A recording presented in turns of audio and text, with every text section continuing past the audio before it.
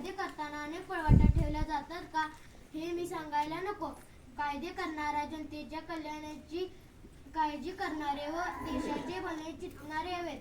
पण तेच कायदे मोडण्यात व वीज बँकेत पैसे ठेवण्यात पुढे असतील तर याला जबाबदार कोण?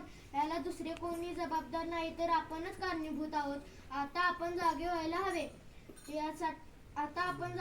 हवे. हे दुसरे कोणी बदलू शकणार नाही तर तुम्ही मी आपणच हे बदलायला हवे. यासाठी आपण एक होऊन आपला अधिकार वापरून 5 वर्षांनी आपल्याकडे मताचा जोगा मागायला येणाऱ्याला जाब विचारला पाहिजे. नाहीतर ये रे माझ्या मागल्या आणि ताक कण्या चांगल्या म्हणत निवडणुकीच्या आदल्या रात्री 500च्या नोटा, दारूच्या बाटल्या, ढाब्यावरील जेवण करून देश बदलायला जाऊन काही उपयोग होणार नाही.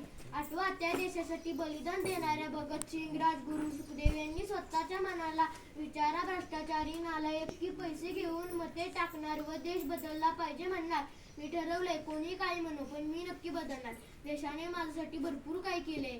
शेवटी मी एवढेच म्हणेन, देश माझा मी देशाचा, देश माझा मी देशाचा, नाही परक्यांचा. बदलूया विचार लोकांचा, हाच संदेश या चिमुकल्याचा. आपण माझी बडबड ऐकून घेतली. या छोट्याचं काय चुकलं असेल तर माफ करा. सर्जकांनीच मला बोलण्याची संधी दिली. मी आपला आभार आहे. धन्यवाद. जय हिंद, जय भारत.